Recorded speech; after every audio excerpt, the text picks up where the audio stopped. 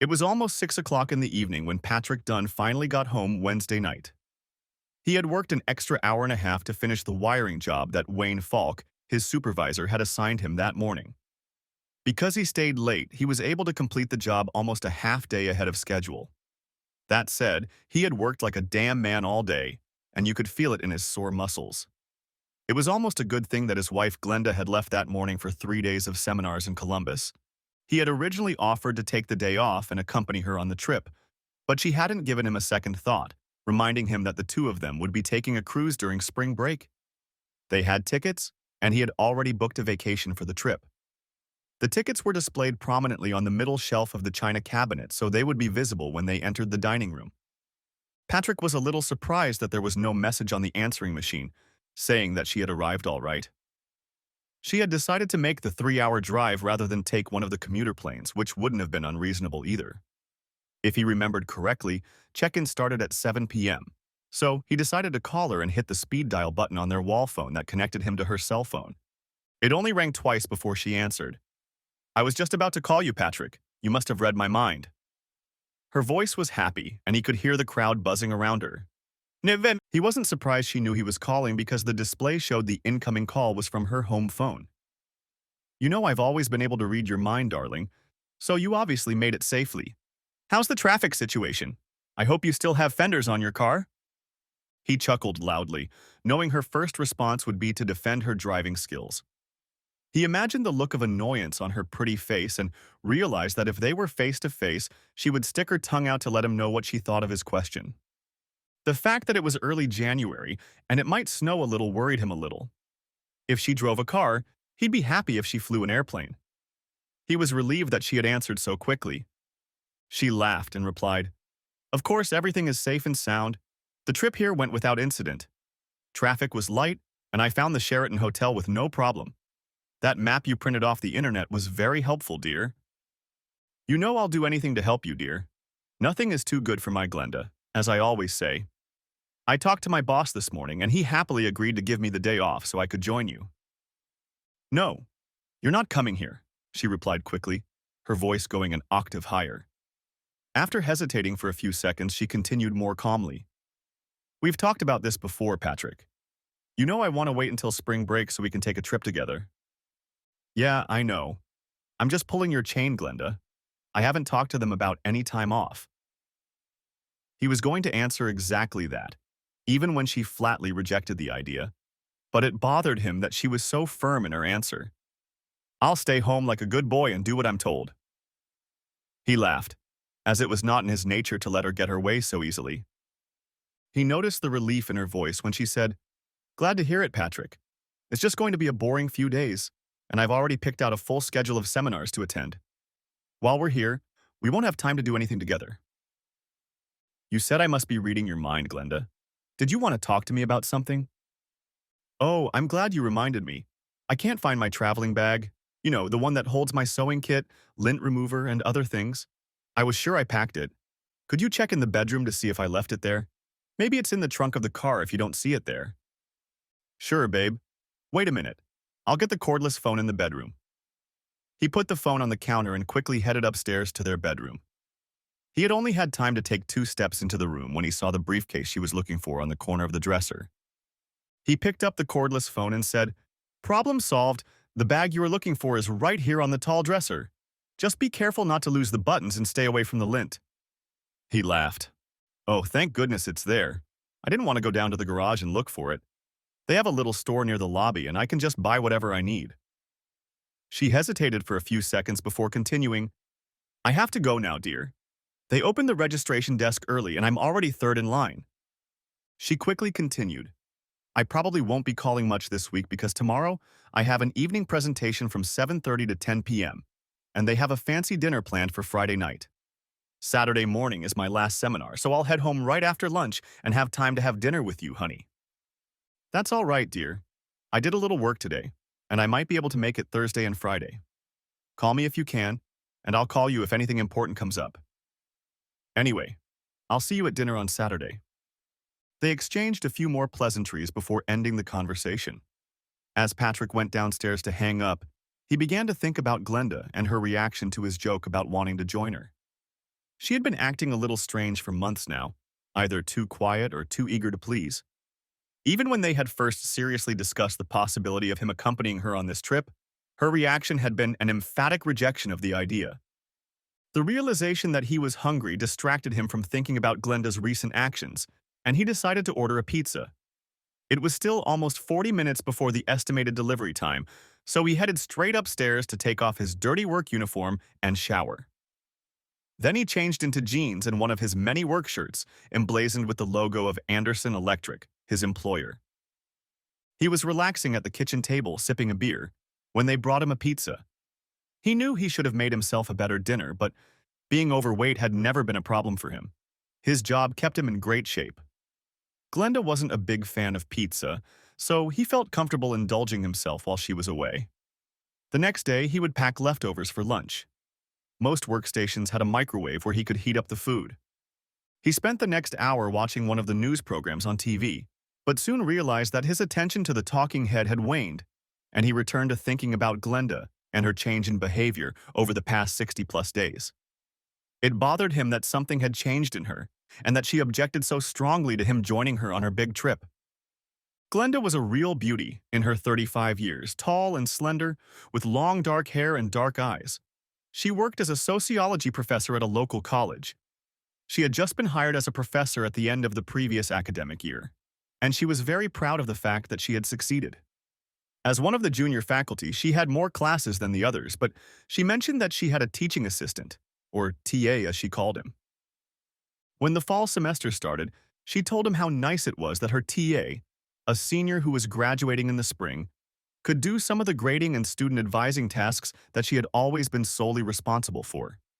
She mentioned that his name was Anthony, but Patrick couldn't remember if he'd ever heard his last name.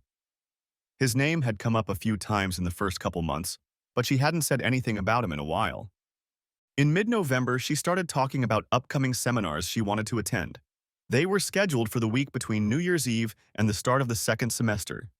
It was considered professional development, and the college was paying most of the cost. At first, when he suggested she go with him, she didn't object, but after 2 weeks, she decided she didn't want him to go with her and suggested she go over spring break instead. Reluctantly, he agreed to her emphatic decision. There was little talk of seminars over Christmas, and they enjoyed the holiday, spending it with family and friends. He noticed that she had received several large envelopes with registration and training materials, and that her registration was quickly sent back. She seemed eager to go traveling and had even started packing her suitcase a couple days before New Year's Eve. She had always been organized, and this was nothing unusual for her. He returned to their bedroom a little after 8 o'clock, intending to continue reading the book he had left unread on the bedside table. When he got to the bedroom and noticed the bag Glenda had mentioned, he decided to put it back on the closet shelf where it was usually kept. When he picked it up, he noticed that it was on top of Glenda's journal, a book he thought she usually kept in her bag. They had been married for 8 years, but he rarely saw her diary, as she hid it in a safe place most of the time.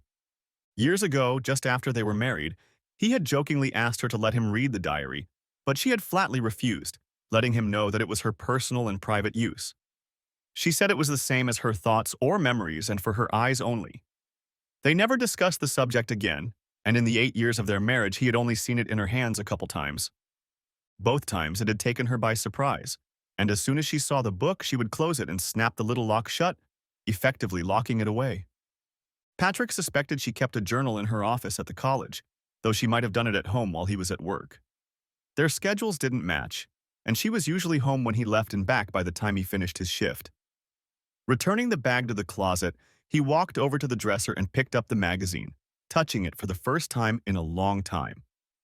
The book was 6 inches by 8 inches and an inch thick. It was bound in red leather and closed securely with a small brass latch. As he picked up the book, it occurred to Patrick that it might hold the secret to Glenda's change in behavior over the past few months. Instead of putting the book back on the dresser, he carried it downstairs and returned to the kitchen. The light was much brighter there, and he scrutinized the book and its lock. The first thing he noticed was that when he examined the top and bottom of the book, it appeared that only a third of the pages showed signs of use and the rest looked untouched. His first thought was that there was no way this book could be Glenda's only diary. It was unlikely that 8 years' worth of entries could only take up a third of the book. He knew there must be other, older volumes. After pondering for a few minutes, Patrick realized that the only likely place the earlier diaries could have been kept was Glenda's closet. They each had their own closet, and he had never looked in hers. Pondering this, he headed up the stairs to their bedroom. After 5 minutes of careful searching, he found a shoebox on the back top shelf, and when he opened it, he discovered a stack of red leather diaries. He immediately returned to the kitchen with his treasure. The first thing he noticed was that all the diaries were the same. Each had a small, round white sticker on the spine, and the 6 books he found were numbered 1 through 6. The one currently in use was unnumbered. Looking closer, he realized that each one had the name Coombs embossed on the bottom of the back cover, and he recognized it as the name of a local specialty store. The next thing he noticed was that all 7 locks were the same. None of them had any identifying numbers or marks on them. He wondered if they were all locked with the same key. Another thought came quickly to mind, and he immediately turned to the shelf under the phone and grabbed the phone book. In just a few seconds, he found the phone number for Coombs Specialties. It was now 25 minutes to 9, and he wondered if they would be open since many downtown stores were open late on Wednesday. After 2 rings, the phone was picked up. Coombs Specialties, how may I help you? The voice belonged to a young woman, and her question sounded sincere. Hello, I understand you sell red leather dailies that are approximately 6 by 8 inches in size. Do you know if you have any of those in stock right now? I'd like to get one as a gift. I think I know what book you're talking about. Hold on, I'll go see if they're on the shelf. She wasn't on the phone for about 3 minutes, and when she came back, she said, Yes, we have 2 in stock. After making sure the store would be open until 10 p.m., Patrick quickly left to look at one of the new diaries, which could possibly be used as a source to get the little key that opened them. The chances were slim, but he knew that if he tried to open one of the locks, he would surely mess it up, and Glenda would surely not let him forget that he had tried to look in her diaries. Half an hour later, Patrick was walking home again, and in his bag he had one of the red leather diaries with a key. It wasn't cheap, almost $60, but he didn't care about the price. It was a small price to pay for the opportunity to find out what was bothering his wife. He could always use the new diary as her birthday present. Never. He already had visions of her hiding her illness from him. She had done it once before when the results of the PAP test turned out to be abnormal, and had bottled up her worry instead of sharing it with him. In the end, nothing terrible happened, but he couldn't help but know that she'd had a mammogram in the fall. Another reason for her anxiety, he thought, could have been the infighting that was going on among the college faculty. He knew that if she had a problem with any of her coworkers, she would never tell him about it. Glenda felt she should handle her own problems and make her own decisions when it came to her job. Of course, there was another possibility. He tried to ignore her, but she kept prying into his thoughts. What if she was having an affair? Like any gullible husband, he couldn't bring himself to admit the thought and instead focused on other possible explanations. In some respects, they were an unlikely pair. He was an inch shorter than her, with blonde, neatly trimmed hair and blue eyes. He was muscular and she was tall and slender. They had known each other since high school and had even dated a couple times. After high school, they went their separate ways. Patrick became an apprentice electrician and Glenda went to college and graduate school. They met by chance in their final year of college when they were both invited to a mutual friend's birthday party. They hit it off immediately and married a month after her graduation. By then, he was already working as a master electrician and had a small house for which he had recently made a down payment. That house was their home for the first 5 years, but since Glenda was now making a good salary and Patrick was working full-time, they decided to move to a bigger house. They had already discussed having a baby, or maybe 2, and decided that by the end of the school year, Glenda would stop using the birth control pills she had been taking throughout their marriage. Back home, Patrick wasn't 100% sure that the key to the new journal he'd bought would fit the locks of the journals he'd found. The key, kept in a small brown envelope in the box where the diary was kept, seemed very small to him. He began to think that perhaps he should have just asked the seller if the same key fit all the locks. He had already decided that if the key didn't fit, he would forget about the whole thing. If each lock closed with a different key, he wasn't going to waste time looking for Glenda's stash of diary keys hidden in the house. Anyway, 5 minutes after he walked through the door, he was sitting at the kitchen table with a stack of diaries and an open can of Coke in front of him. The small key was in his right hand, and he was looking at the seventh diary, the one with Glenda's last entries. He knew that if he tried to use that key and succeeded, there would be no turning back. He would open her diary and read what she had made clear was meant to be left just for her. He sat like that for a few minutes, trying to decide if he wanted to cross that line. He was afraid he'd accidentally let her know he'd been peeping, and she'd never trust him again. Eventually, concern for her health and the constant unspoken question in the back of his mind compelled him to open the lock. The key fit precisely, turned smoothly, and the lock opened with a click. In a few seconds, the book was in his hands, and he opened it to the last page Glenda had used. At the top of the page was the date of the previous day, and about 3/4 of the page had been used. He quickly began to read the neat handwriting written on the page. It took about a minute to read the lines, and by the time he had finished, his face had turned pale, lost all expression, and his eyes had taken on that gleam that tears cause. He slowly stood up, picked up the can of Coke, and walked over to the kitchen sink. Standing there and staring blankly out the kitchen window, he slowly squeezed the can of Coke, not noticing that the drink soon began to overflow over the rim of the open can and run down his hand into the sink. Eventually, he did notice his wet and sticky hand drop the crushed can into the sink and wash the grime off his fingers. After wiping his hands with a paper towel, he picked up the stack of diaries along with his key and slowly made his way to the living room. He placed the stack of books on the end table next to his chair, turned on the lamp hanging above it, and sat down in his favorite chair. As he made himself comfortable, he picked up the unnumbered 7th magazine and opened it to the first page. He had a very clear idea of how the story would end. Now he needed to find out how it began. The page he had read had forever changed his view of his perfect wife and their perfect life together. He needed to find out the details of how it happened, and he hoped the diary would help him do that. Instead of reading the events in reverse order, he decided to read them chronologically. For a while, he thought about going straight to the Sheraton Hotel, going up to room 412 and dealing with his wife. But he quickly decided that would be a losing proposition. Either he'd have a traffic accident rushing there, or he wouldn't be able to stay on his feet if he got there in one piece. The only option would have been to call her, but he was afraid he'd break down hearing her voice.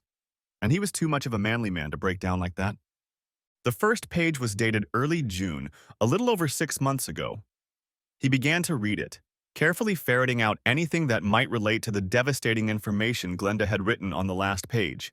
None of the entries pertaining to the summer months contained anything that could help him understand his wife and the plans she was making. There were only a few mentions of her being content with her life, her husband, and how her career had progressed since she had been hired.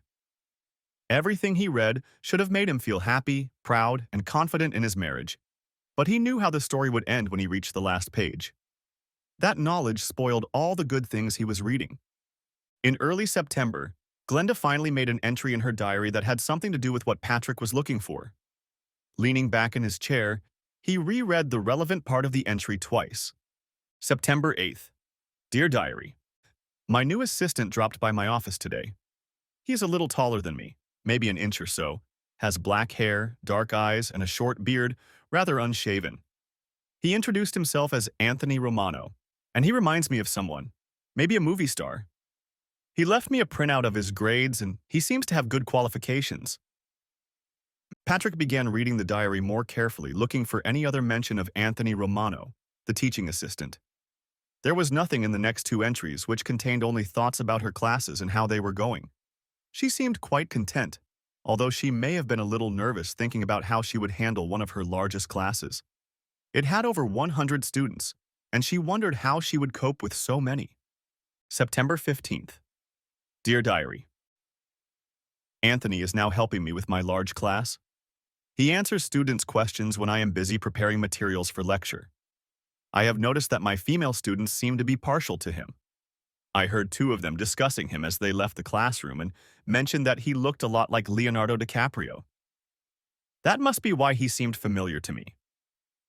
As he continued reading, the mentions of Anthony Romano became more and more frequent.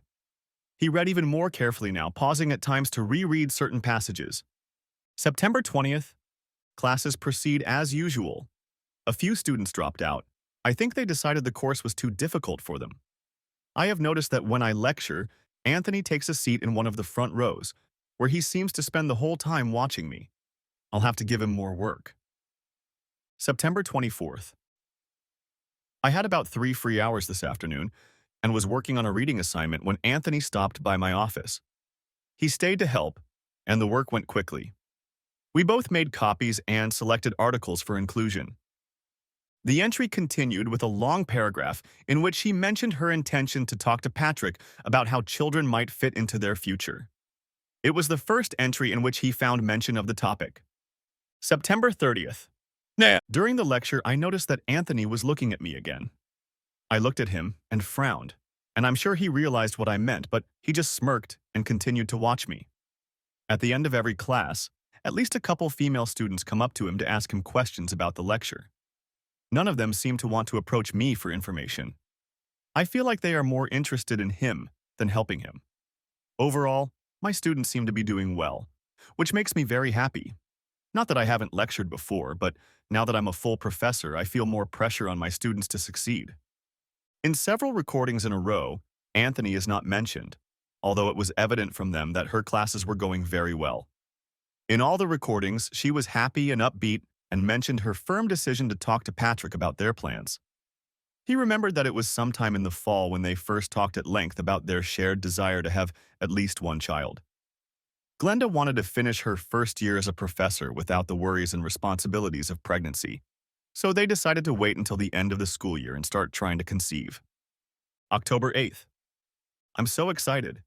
Patrick and I have decided to have kids, and I plan to stop taking the pill as soon as the spring semester is over. I told Anthony all about it, and he was so happy for us. We were in my office, and he came over to my desk, took my hand, and lifted me to my feet, and then gave me a really big hug. He took me by surprise, and when he seemed reluctant to let me go, I had to gently push him away and remind him that my office door was open and anyone could walk by. October 10th. Anthony came into my office this afternoon, and I have to admit I was a little worried. I didn't see him come in and only realized he was there when I heard the door close and lock. When I looked up at him, he smiled at me and said, "Now no one will be able to walk by and see us." I clearly told him to open the door, and he did. He stayed there for about 15 minutes and then finally left. Now I wonder what he meant to say when he closed the door. October 11th. I was preparing questions for a test paper for my freshman year when Anthony came in to see me today. He stayed to help, and it really made the work easier. He apologized for closing the door yesterday, and I told him it was okay. When I asked why he was so interested in me, he said that he enjoyed the company of mature women much more than girls his age. I told him that I was happily married, but I must admit that his words flattered me greatly. The thought that I might interest him more than some of the young women in our college so excites me that I find it amazing. October 13th. I expected Anthony to stop by my office today, but he didn't. I was a little disappointed since I wanted to talk to him about what he said about being interested in mature women. October 15th. Today, when Anthony came in, there were a lot of students in my office. I was hoping he would stay until the last one, but he was gone by the time I finished discussing essay topics with the last group. October 16th. Today, I finally got a chance to talk to Anthony. He asked if I could close the door so we wouldn't be disturbed. And I agreed. I was able to ask him about why he finds mature women more interesting, and he told me that his first experience was with a 40-year-old widow who lived next door. He claims that girls his age don't know what they want themselves, not like mature women. I wanted to show him that I wasn't mad at him. He turned and walked out of my office without saying anything. I realize now that I should have condemned his action and told him again that I was a happily married woman. But I didn't. And now every time I let my thoughts wander, I relive that moment. Patrick was alarmed by this entry because it showed him that, while Anthony was constantly overreacting, Glenda was not reacting the way he thought she should. He left the book open on the chair and went to get another can of Coke. Soon, he was back in the chair with the book in his hands, ready to continue reading about the apparent seduction of his wife. October 20th. Late that night, just before I was about to leave the office and head home, Anthony appeared in the doorway and asked if I was busy. As soon as I replied that I wasn't, he walked in and closed the door behind him. He completely ignored my request to open the door and headed straight for me. He took my hands in his and told me that he had been thinking about me constantly for the past 4 days. He said he wanted another kiss, a longer one. I told him that I was not a widow looking for a lover, and that it was not appropriate for him to pursue me in this way. He said he understood, but asked me again, saying it would be in honor of his birthday. I thought it would be the easiest way to get rid of him and agreed, which I now regret. I didn't know what to say and apologized for not having a birthday card to give him. He smiled and said it was okay. His birthday was in July.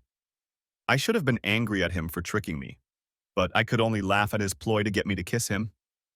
He thanked me for the wonderful kiss and walked out of the office. I don't know what's wrong with him, but I'm afraid he might get me. I'll have to be more careful with him in the future. Anthony was not mentioned in the next 3 entries. Glenda was busy correcting a small test she had given to her largest class and checking the essays her students had sent in. Patrick thought it odd that Anthony did not participate in these 2 assignments, but there was no hint in the diary entries as to why he did not. October 30th. For the first time, I am at a loss how to tell you about my life. Probably the only thing I can do is describe what happened today.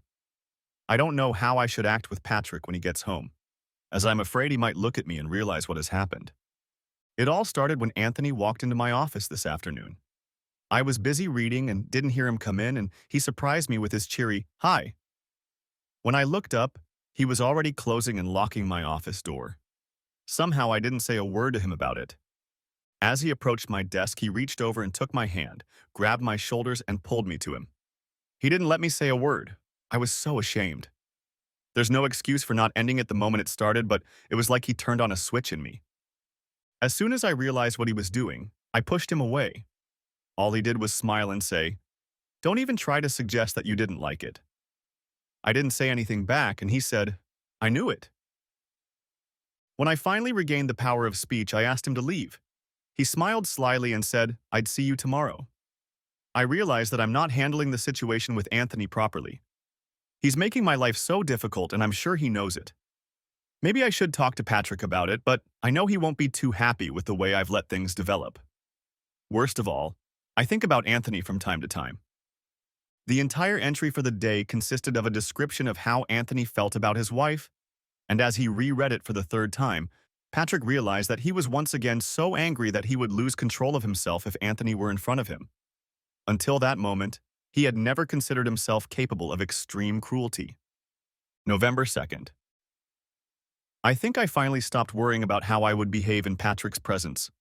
That first night was the hardest. Every time I talked to Patrick or he looked at me, I was sure he would guess what had happened in my office. At one point, he asked if something was bothering me, as I was acting somewhat abnormal under pressure. He accepted my denial without question, and I thought about how easy it was for me to keep things from my husband. I hope I never have to do that again. November 6th. It had been a few days since I had last seen Anthony alone. He was in a class where he is contractually obligated to help me, and I noticed that he is still looking at me.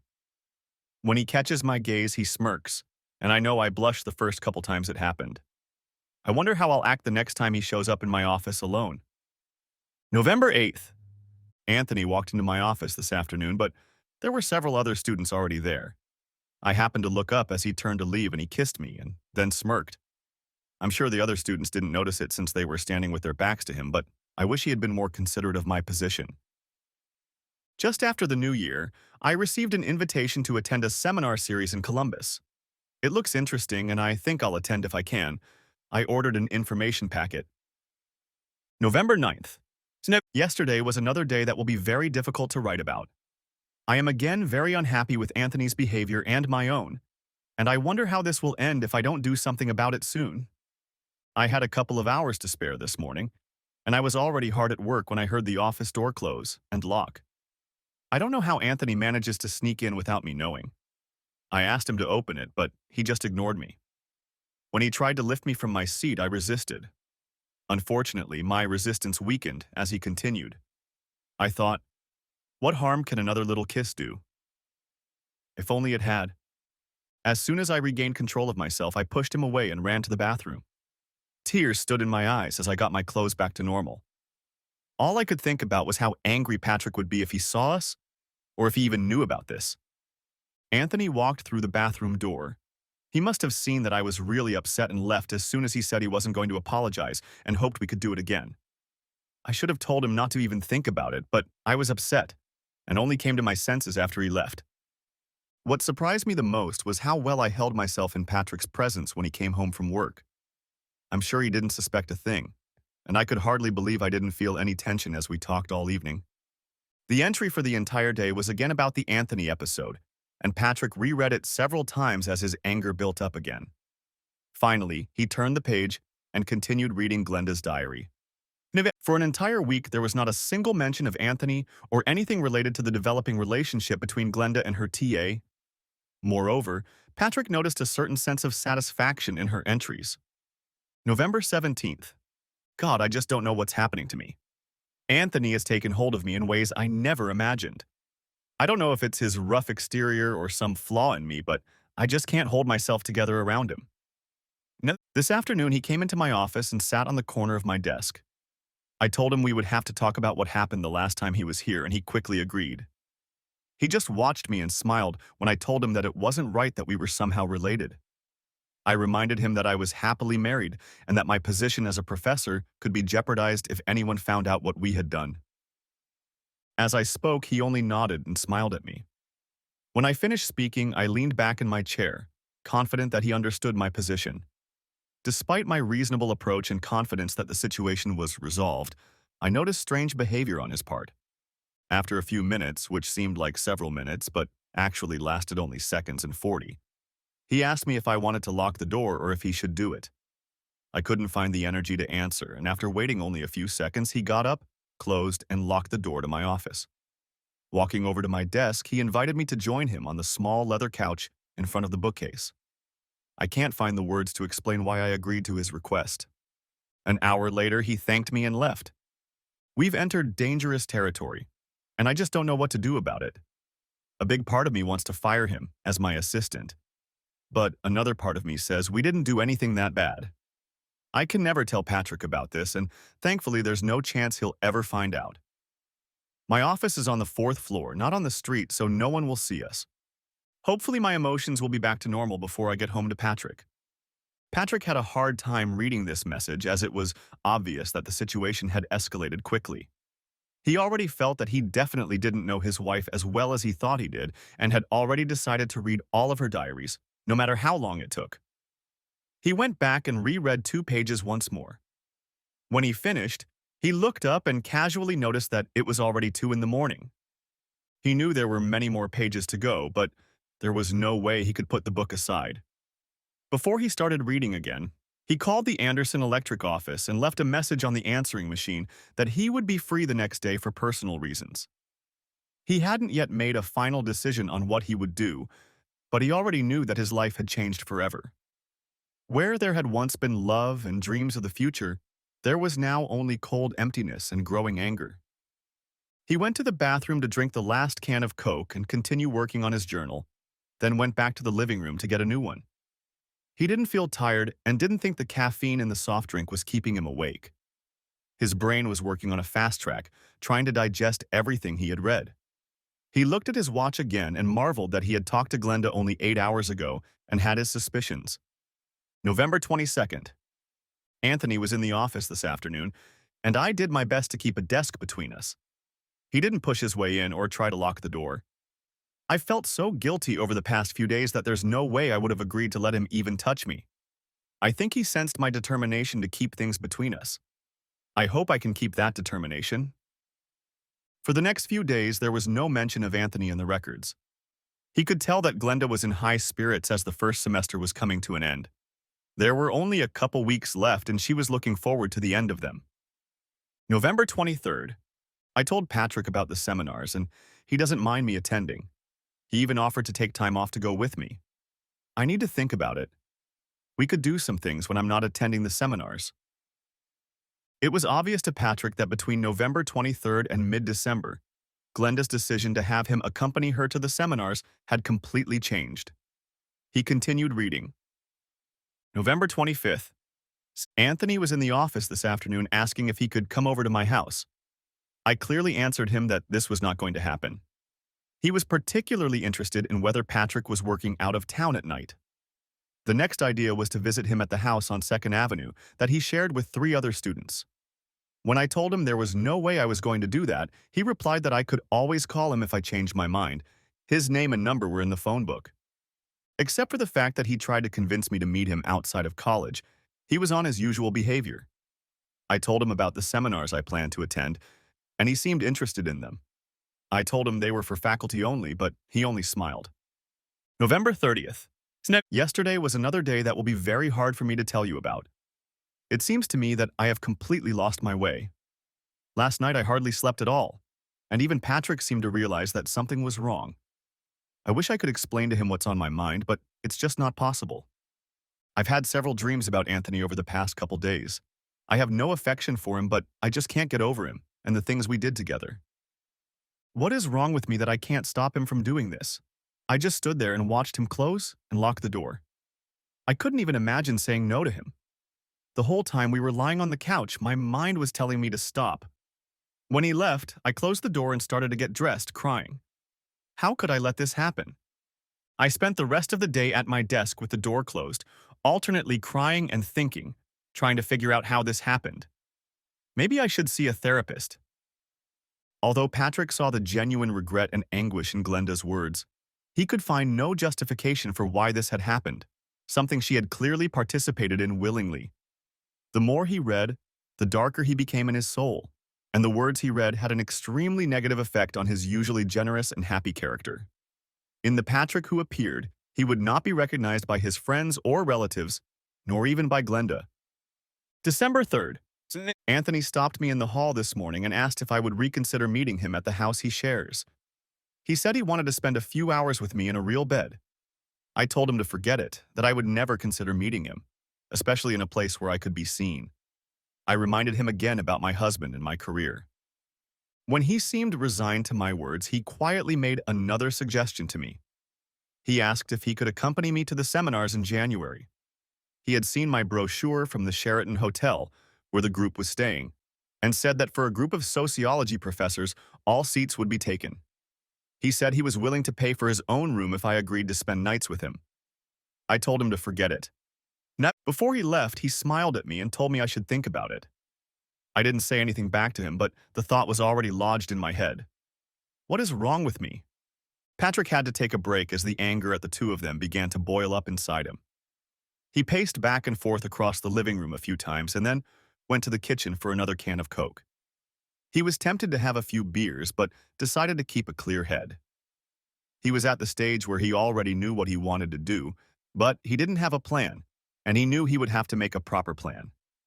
He went back to the living room and opened his journal. December 7th. Anthony came into my office this morning to say goodbye.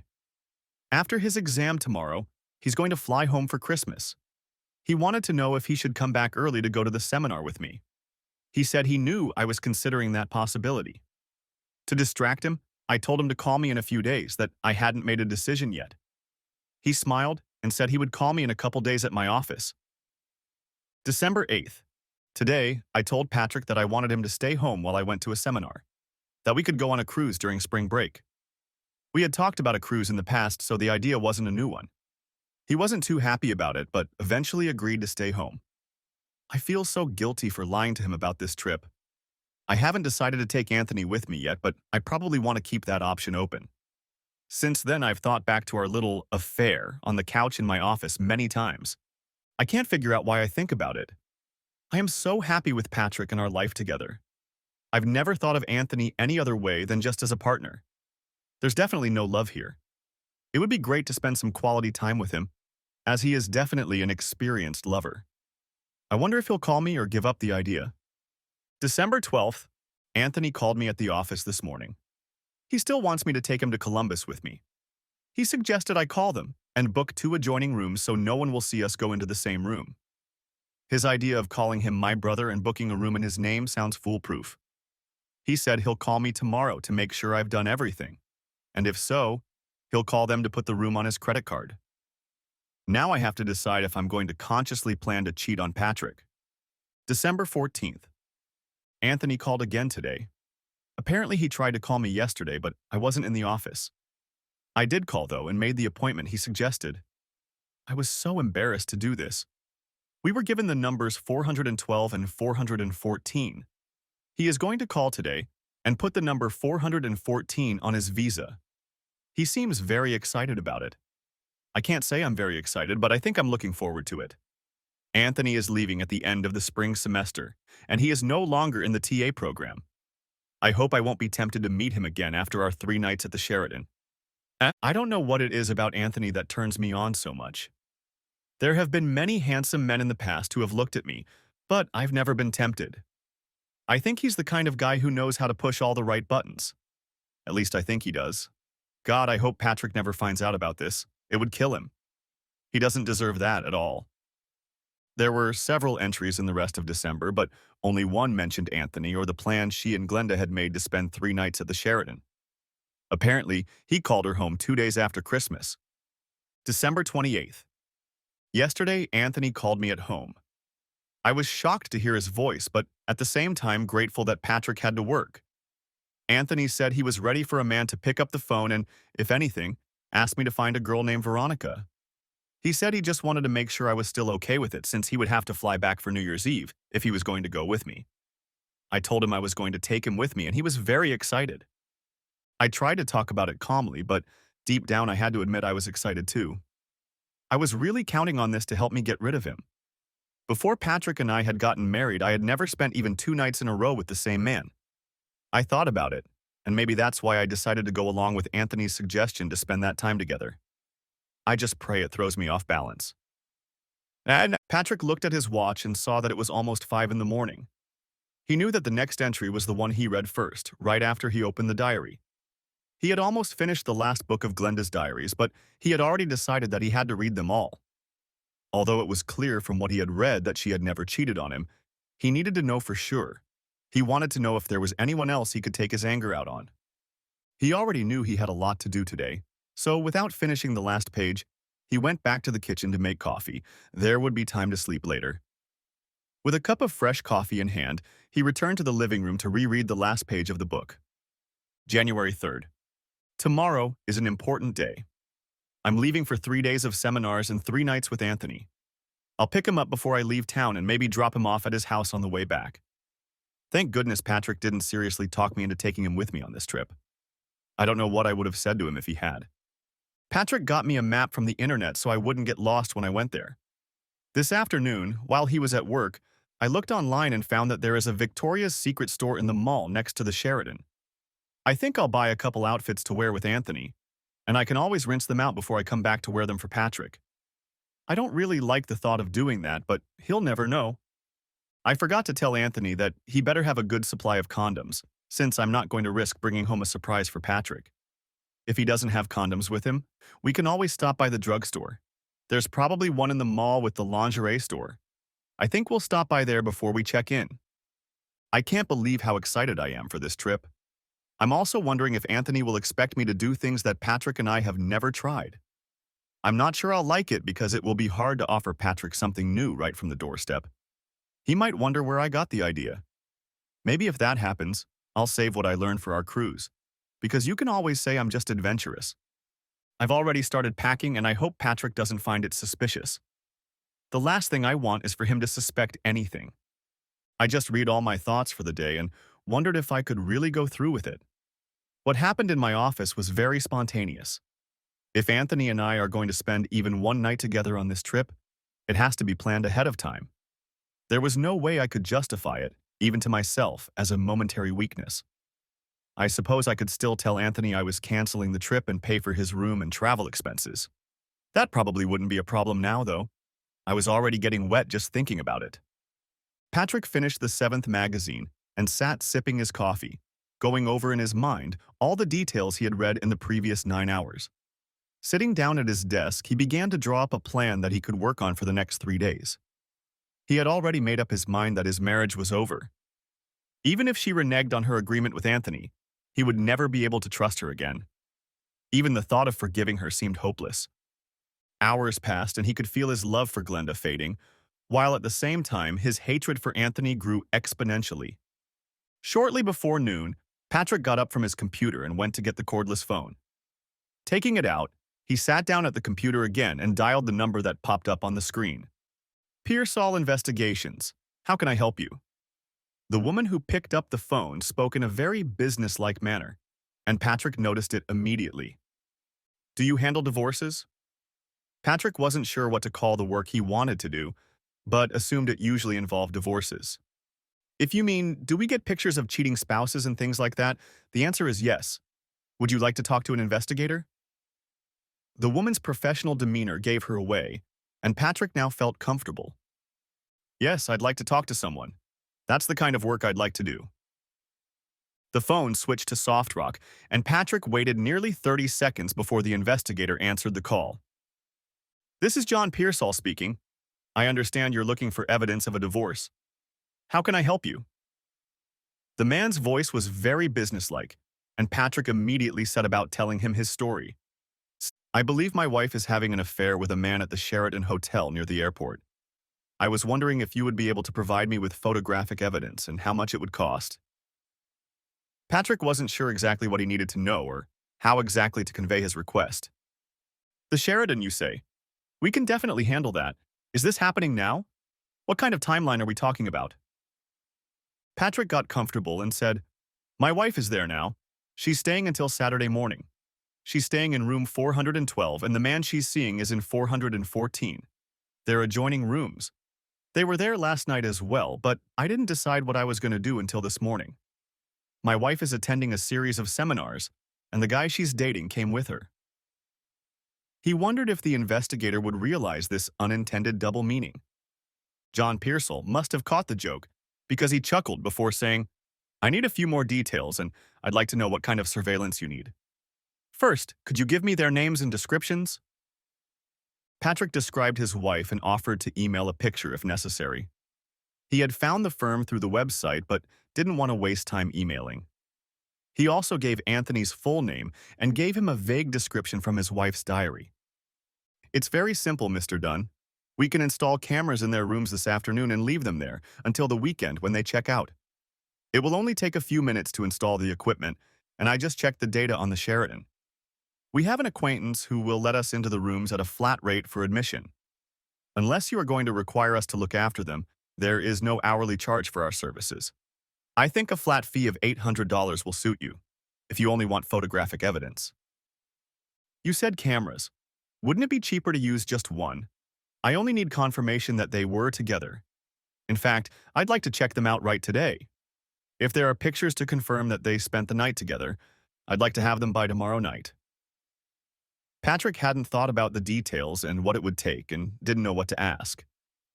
We don't know which room they'll be using, so we'll have to install cameras in both.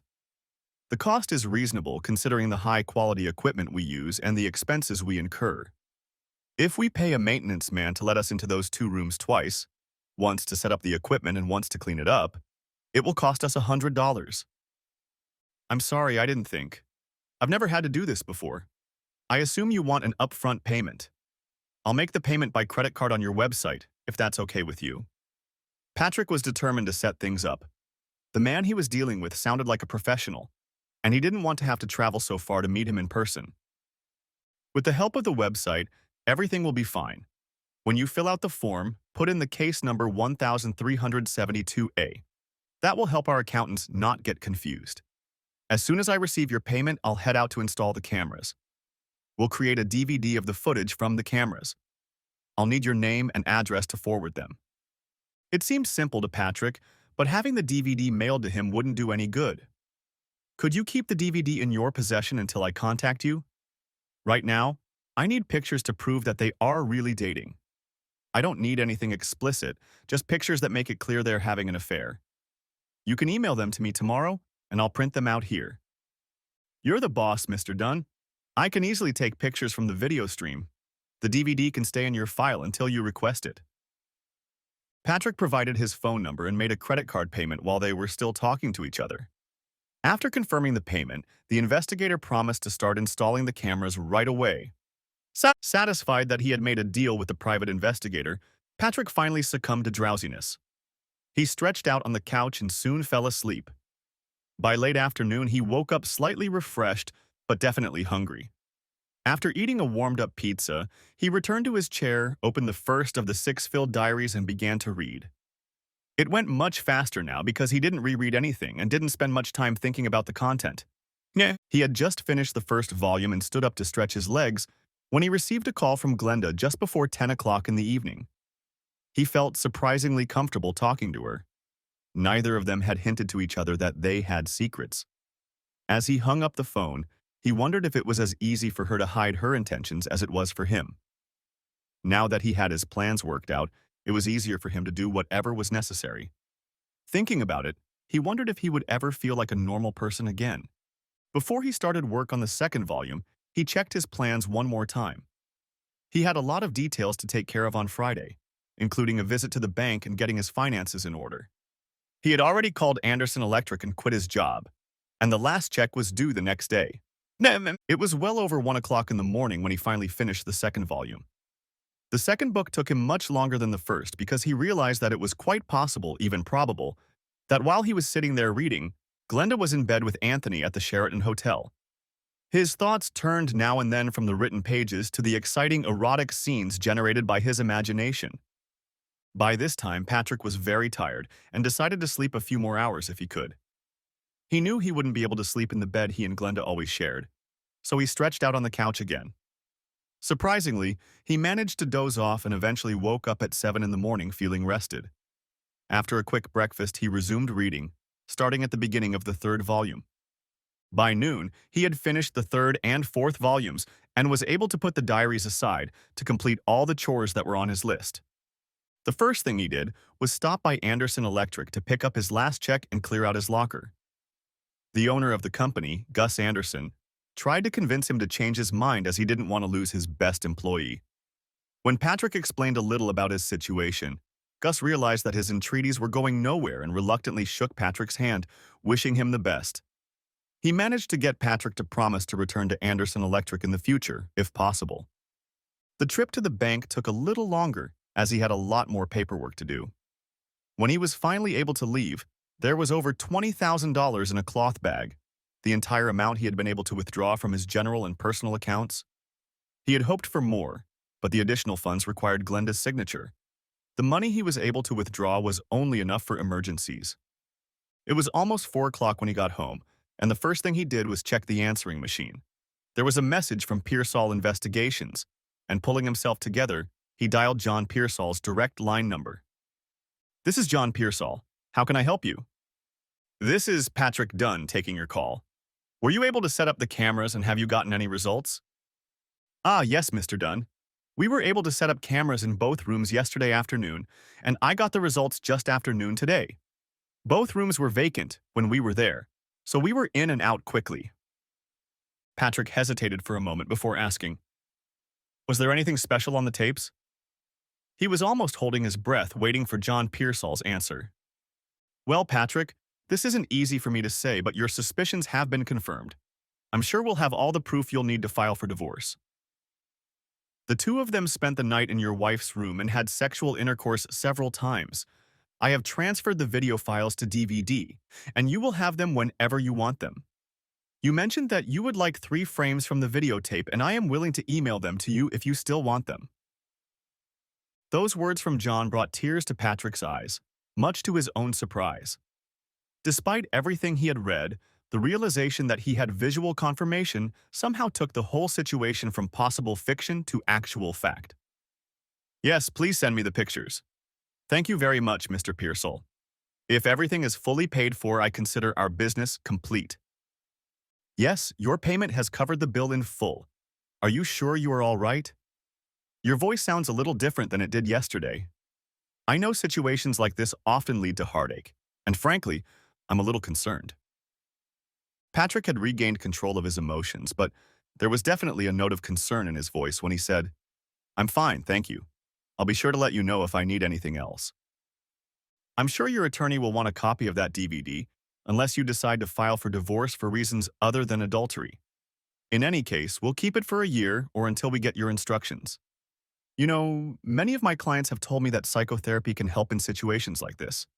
It's not my expertise, but I realize that affirmations like the DVD I'm holding here often have a big impact on the injured party. and that a good therapist can help you through it all. Please don't worry, Mr. Pearsall. I know what I need to do to get through this. Thank you for your professional help. Patrick hung up before John Pearsall could say anything else. His face had turned into a mask hiding his emotions, whatever they were. He was still sitting at the kitchen table when he heard the computer beep that a letter had arrived. He quietly made his way to the room where the computer stood and opened the letter from the Pearsall Independent. After examining each of the 3 photographs attached to the letter, he sent them to the printer, which had 8 by 10 photo paper tucked into it. Within minutes, he held in his hands the paper proof of his wife's infidelity. As required, none of the photos contained explicit action. No, one of the photos showed the 2 of them lying together under a sheet pulled up to their waists. It was this photo that bothered Patrick the most. It was enough to send Patrick past the point of no return in his emotions. Taking one last careful look at each of the photos, Patrick put all 3 into the brown envelope that was waiting there for him. Leaving the envelope on the kitchen table, he returned to the chair he had spent most of the last 2 days in and picked up the 5th diary. Shortly before midnight, Patrick finished the last 2 volumes of Glenda's diaries. As he sat and pondered all 6 volumes, he realized how much Glenda had always conformed to his ideas of her. There were very few surprises within the pages of these 6 books. Nowhere had he read anything that might have led him to think of betrayal. But he had learned many little secrets about her that helped him make sense of situations in their past. He realized that she was more insecure than he had realized, as many of her journal entries testified to how much she lacked self-confidence. But one thing that was still striking was her obvious deep love for him. This made it even harder for Patrick to understand her actions with Anthony. The only surprise to him was that their meeting at a birthday party years ago had not been an accident. He had learned that when someone had mentioned in passing that the guest of honor knew Patrick, Glenda had been excited about the possibility of meeting him again. It was at her request that he had been invited to the party, and the rest is history. Reading the 2 volumes had so engrossed him that it was only after finishing them that he realized that Glenda had not called and that he was very hungry. As he made himself a sandwich and a cold drink, his thoughts were occupied with Glenda and Anthony replaying their roles from the night before. These thoughts kept him from relaxing and reinforced his commitment to the decision he had already made. And whether it was because of the dinner he ate before stretching out on the couch, or because of the 8x10 pictures of Glenda and Anthony that appeared in his mind every time he closed his eyes, he slept very restlessly that night. It wasn't until 7 in the morning that he gave up trying to rest and got up to start the day he had been preparing for the previous 2 days. He had a lot of things to do, so he decided to get an early start. At 8:30 a.m., he called his only surviving close relative, his brother Samuel. It wasn't that they were estranged, but they rarely saw each other, aside from the obligatory Christmas visits. It had only been 2 weeks since his brother, sister-in-law Mary, and their 2 children, 12-year-old Sam and 10-year-old Brenda, had come to visit. It was obvious to Patrick that his brother was surprised to learn that Patrick intended to stop by for a short visit this morning. Fortunately, Samuel and his family had no other plans. Patrick managed to keep himself occupied until he arrived at his brother's house a little after 10 in the morning. Knowing that the 2 children were anxious to get back to chores, Patrick called them into the kitchen where he sat down with his brother at the table while Mary made fresh coffee. He knew from their Christmas visit that the family planned to visit Disneyland during spring break, so he gave each of the children a crisp new $100 bill. They were thrilled with the gift, generously thanking and hugging each other. "You didn't have to do that, Patrick," Samuel said, "but it was very nice of you to make them so happy. How are you doing? Did you win the Powerball lottery?" Patrick smiled weakly and replied, "No, nothing like that. My luck is nothing to brag about. I just felt generous." The 3 of them sat at the kitchen table with coffee and made small talk. Finally, Mary said, "I guess I don't need to avoid talking about the big plans you and Glenda are making. She told me about the fact that you're going to start a family. I know you'll enjoy having kids around, just like we do." Patrick was quiet for a few moments before replying, "She told you that, didn't she? I guess there aren't many things women don't talk to each other about." Before Mary could finish the sentence, Patrick continued, "It's hard to say how our plans will work out. A lot of things can get in the way of such decisions." He effectively changed the subject, turning to his brother and asking him a few questions about his work as a restaurant manager. A few minutes after the coffee cups were finished, Patrick got up to leave. Just in case I don't see you again until next Christmas, I hope you're doing well. He quickly shook his brother's hand, then turned and gave Mary a brief hug. I'll be thinking of you. With those words, he turned and walked away, and the three of them said their goodbyes as he walked to his car. As Patrick drove away, Samuel turned to Mary. I wonder what that was about. He seemed to be thinking about something but didn't want to talk about it. Mary didn't seem to think anything out of the ordinary was going on and replied, Patrick is probably just trying to kill time until Glenda gets back from the course she signed up for. I remember her saying she'd be gone until tonight. The two of them, hand in hand, walked toward the house, discussing plans for the rest of the day. Shortly before 6 o'clock in the evening, Glenda Dunn stopped in front of her house. She was a little surprised to see that Patrick's car was not there and quickly entered the house through the side door to the kitchen. She had already rehearsed her first meeting with her husband since coming home and was a little flustered that he wasn't home and only silently answered the door as she entered the kitchen. That she returned to an empty house was not a surprise to her. In a way, it was even a good thing, as it allowed her to unpack and throw the clothes from her suitcase into the washing machine. She was about to take another shower, unsure if the morning shower had completely washed away the last traces of Anthony. As she passed the kitchen table, she noticed a piece of paper pinned to the center of the table with a salt shaker. Realizing it must be from Patrick, she picked it up. Glenda, Gus called me this morning from his office. He needs an anchor for some urgent work in Centerville, and I've agreed to keep an eye on him. Overtime will be good. I'll be back tomorrow afternoon. Patrick. Glenda was a little unhappy with the note, though it allowed her time to get everything she wanted done before her first meeting with her husband after the trip. She put the note on the kitchen table and went upstairs with her bag to take everything to the washing machine. As she walked up the stairs, she had already decided that she would take a nice, long, hot bath instead of a shower. She transferred the things that needed washing to the laundry basket and was already carrying it to the bedroom door when she noticed her journal on the tall dresser. She immediately remembered that she had left it in her emergency bag on Wednesday and picked it up to carry it downstairs. She was relieved to see that the diary was where she had left it and that it was undisturbed. She had intended to update it during the trip, but had been unable to do so after discovering that she had forgotten it.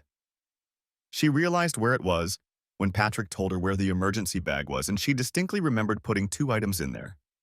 Patrick had obviously put the bag back on the shelf and left the journal where it was.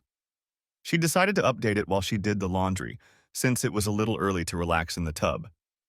While the washing machine removed the last traces of Anthony from her clothes, Glenda made herself a sandwich and a bowl of soup. When she was done eating, she put the dirty dishes away in the sink and walked over to the phone, where she pressed the preset button to call Patrick's cell phone. It rang twice before she realized the call was coming from the wicker basket on the kitchen table. In the basket, they both kept their keys, cell phones, and sometimes their wallet or change. Hanging up the phone, she walked over to the counter and took Patrick's cell phone from the basket. Shit, how am I supposed to get in touch with you now?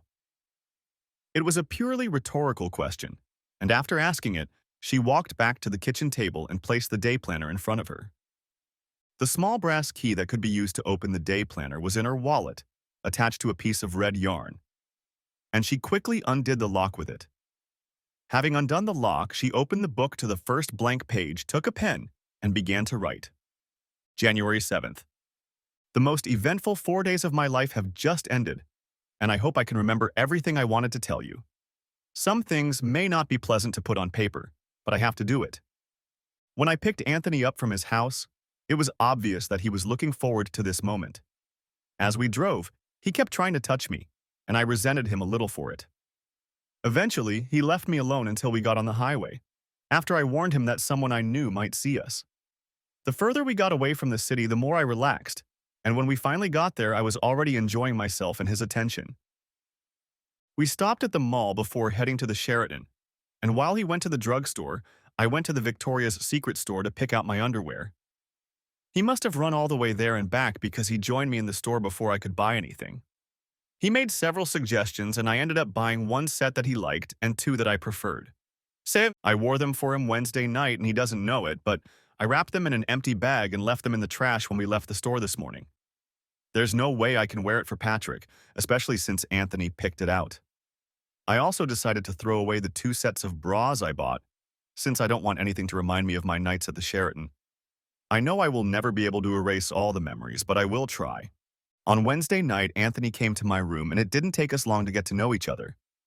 After that first night, I finally realized that there was a huge difference between sex and love. I told Anthony that was the end of it. The novelty I had enjoyed that first night quickly wore off, and I began to realize how much more I enjoyed making love with my husband. I didn't want to fight with Anthony, so I didn't say anything to him until we started getting ready for bed. He became very angry, and for a while I was even a little scared of him. Since it was getting late, we decided to stop arguing and fell asleep pretty quickly, although I had already started making plans on how I would try to make it up to Patrick. Friday morning, I woke up and found Anthony preparing to do this to me. I tried to stop him and told him that I meant what I had said the night before. He wouldn't listen to me. When he finished, he went back to his room, and I locked the connecting door between our rooms. I spoke to him through the locked door and told him not to plan on coming to my room again. He replied that it was fine and that he would find another partner for Friday night. He told me that I wasn't the only female sociology professor staying at the hotel. Sure enough, after the closing dinner, I saw Anthony with one of the women who had attended several sessions with me. I know she was married, but she was as fascinated by Anthony as I was. You can't imagine the relief I felt when I realized I didn't have to argue with him last night. I heard them enter his room. Last night, lying in my bed, I began to realize that Anthony is a predator, choosing older women he feels he can manipulate. To my eternal shame, I am one of those women he was able to manipulate. I was afraid the ride home with him would be horrible, but it actually went pretty well. Now that I saw Anthony for who he was, I was able to maintain control of the conversation and our physical interaction. I think he had enough to satiate himself, as he behaved himself quite well. He didn't argue when I told him I didn't want to see him anymore. I think he realized he couldn't control me anymore. I had a lot of time to think as we drove home, and I've already decided that I'm going to make an appointment with a psychiatrist or psychologist on Monday morning.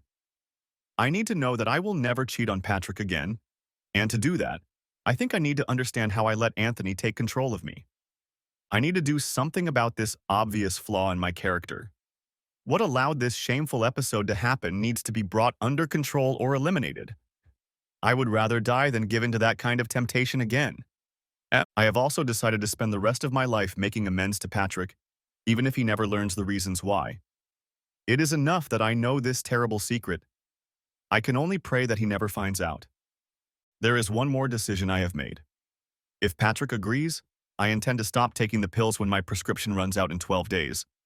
The prospect of having children was beginning to worry me, and there was no point in waiting any longer.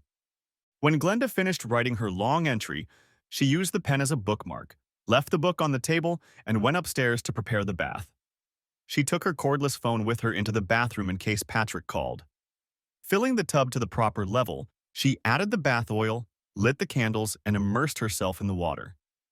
Once settled in the tub, she finally closed her eyes and let the warm water relax her. She was so cozy. She was on the verge of sleep when she got the feeling that she was being watched. She slowly opened her eyes and turned her head to peek into the bedroom, but no one was there. She made herself comfortable again and continued to think about how she could make it up to Patrick for her stupid relationship with Anthony. An hour later, she returned to the kitchen completely refreshed. After putting the laundry in the dryer, she returned to the kitchen table to reread the last entry in her journal. For a moment, she was confused by the fact that the pen was missing from the book. She was sure she had left it between the pages, but soon realized her mistake when she saw it on the kitchen table next to the wicker basket. Taking the pen, she opened the diary and began to read. Sunday morning, Glenda got up refreshed and was eager to start a new phase of her life. After spending the morning cleaning, she showered and changed into an outfit she knew Patrick liked. By mid-afternoon, she was relaxing at the kitchen table with a cup of coffee while a large roast was cooking in the oven when she was interrupted by a knock at the side door. She was surprised and alarmed to see 2 large men standing outside the door. One of them, a young uniformed policeman, stood off to the side with his hand on the butt of a holstered pistol. The second man was slightly older, dressed in a suit and coat, and held a police ID in his hand. "I'm Detective Rankin, and this is Officer Reynolds. We're with the Springfield Police Department, and we're looking for Patrick Dunn. Could you tell us if he's home?" Glenda's face reflected relief and she quickly replied, Patrick is at work right now. As soon as I saw you, I was afraid something had happened to him. I'm his wife, by the way. Maybe I can help you. The men exchanged a quick glance, after which the detective said, Maybe we should go inside. It's a little chilly in here. Glenda stepped away from the door and said, Sure, come on in. She led both men into the kitchen and continued, Why are you looking for Patrick? A look of concern reappeared on her face, then she asked, He wasn't hurt, was he? Detective Rankin quickly replied, No, nothing like that. As far as we know, your husband is perfectly healthy. We just need to talk to him about a case we're working on. Are you sure your husband is on the job? Of course I'm sure. She walked over to the counter and picked up the note Patrick had left for her. She held it out to the detective and then continued, You can read his message for yourself. It was waiting for me when I got home from my trip last night. Annette, Officer Reynolds took a seat behind the counter from where he could watch the back door and the entire kitchen. He continued to keep his hand on the butt of his weapon. Detective Rankin held out a note to him, and after reading its contents, the officer handed it back. Do you mind if I keep this, Mrs. Dunn?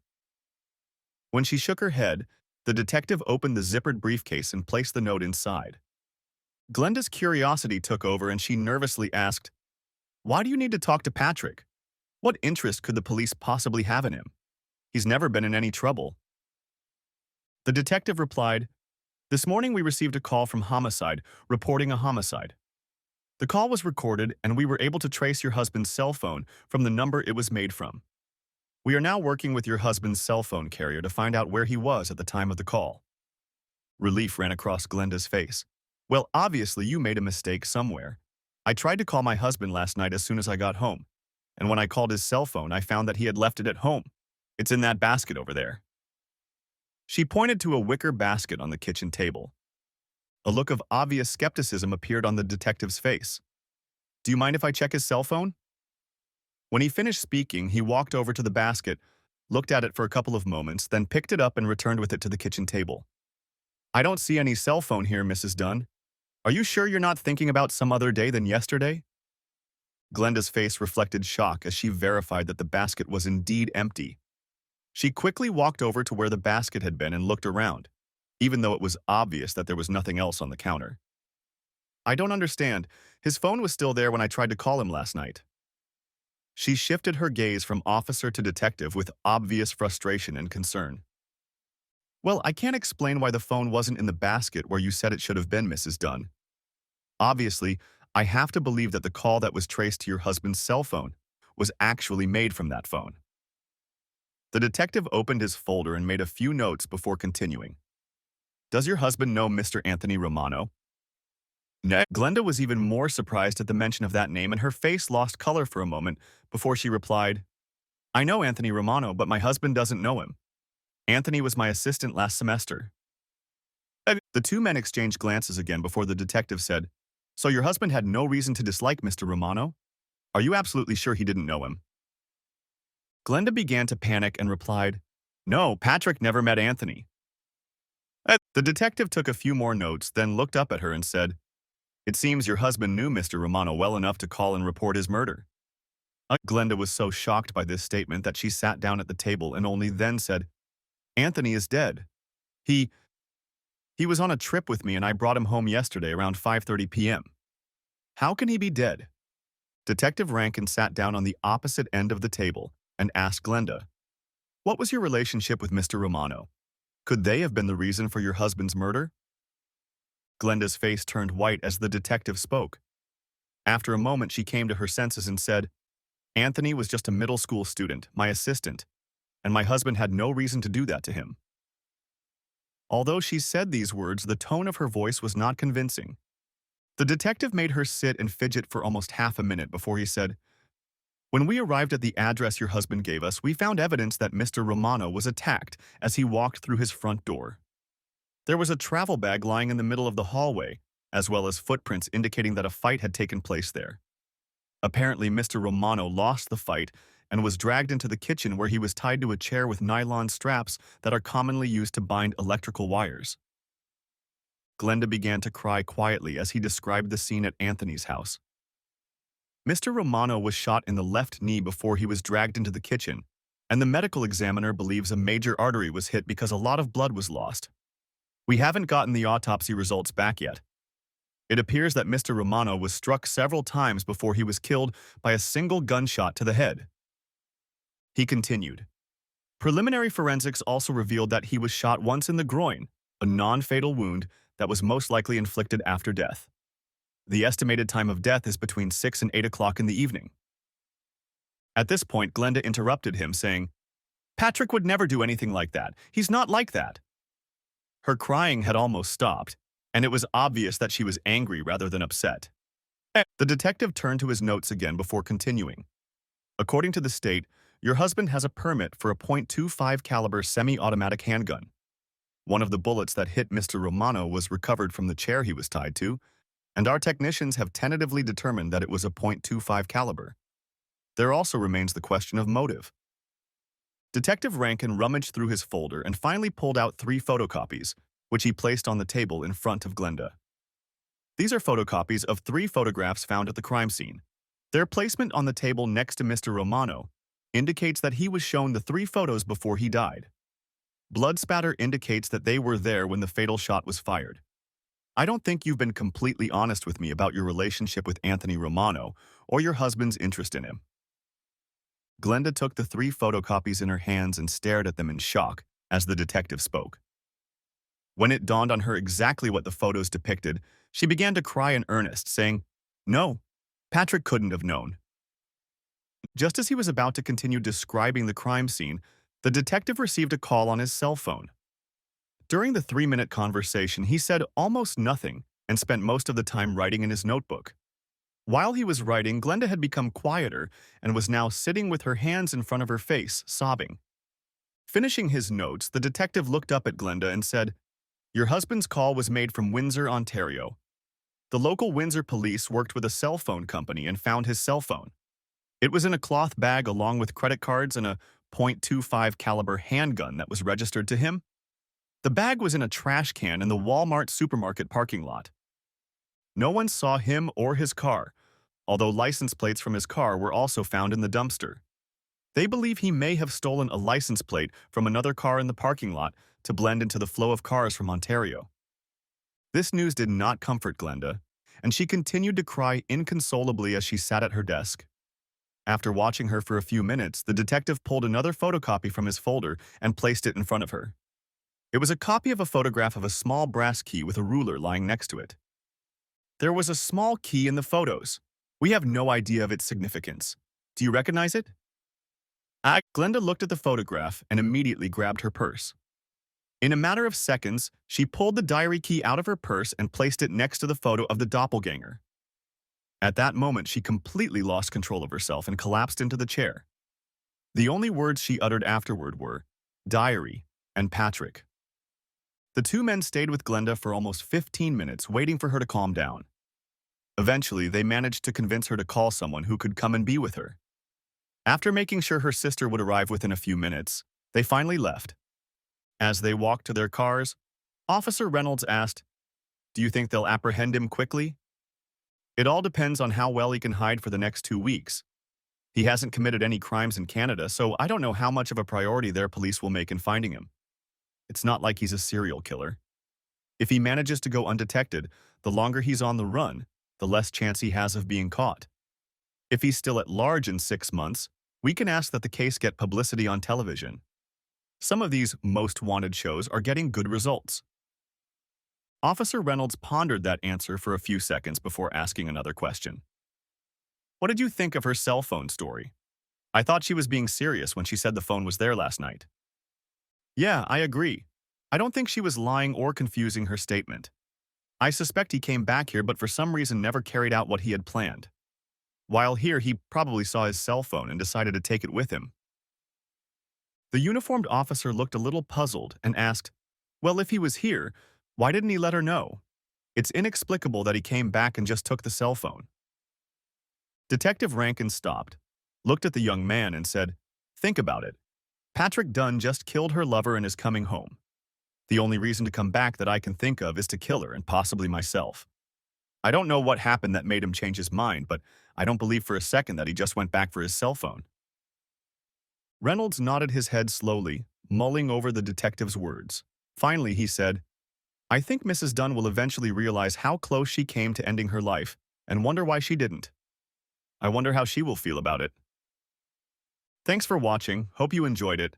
Subscribe to my channel and watch for the next video.